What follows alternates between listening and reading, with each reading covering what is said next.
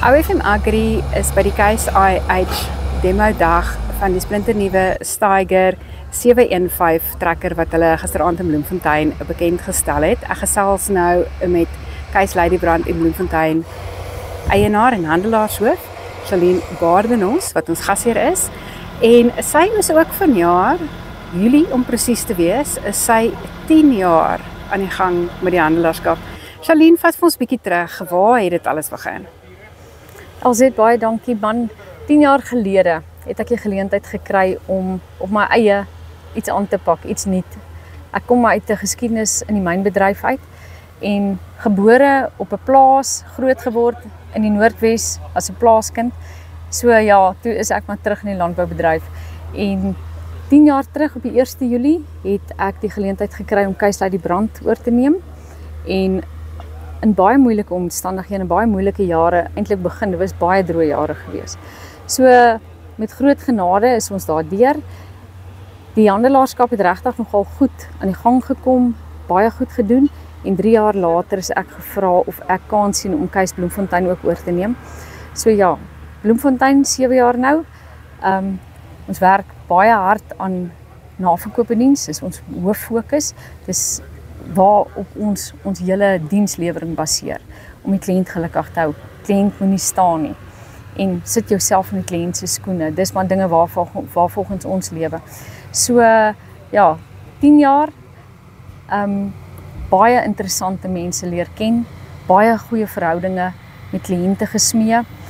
Eerlikwaar kliënte wat nou al vriende geword het, soos hier waar ons vandag op hierdie perseel is, hierdie plaas is by Jannie Pretorius, net buite Bloemfontein.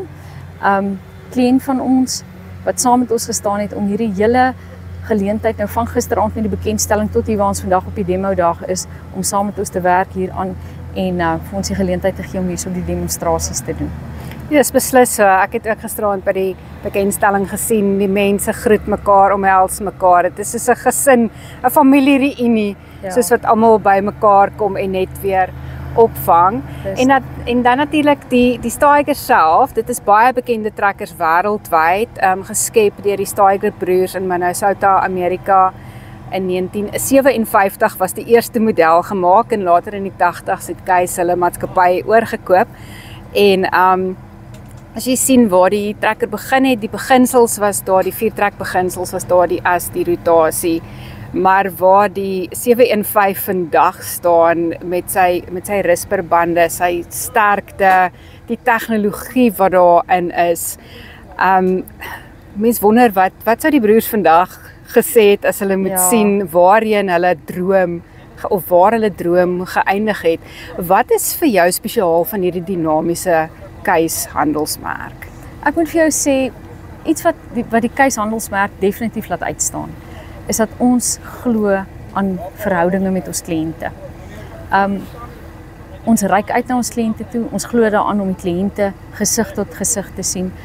Ons werk saam met die gemeenskap. As daar ondersteuning in die gemeenskap nodig is, dan probeer ons help waar ons kan. So, ek dink die persoonlike verhoudinge wat daar tussen die handelaarskappe, ook die Case takke, CNH, landwyd, ons benadering is om daai persoonlike verhoudings met ons kliënte te hê. Ken jou kliënt, weet wat gaan op sy plaas aan, weet wat is sy behoeftes, weet wat is die probleme waarmee hy dag tot dag mee moet werk en kyk hoe jy hom kan help. So, niemand is dieselfde nie.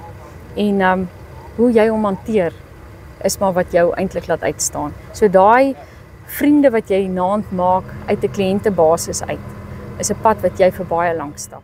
OFM Landbounuus.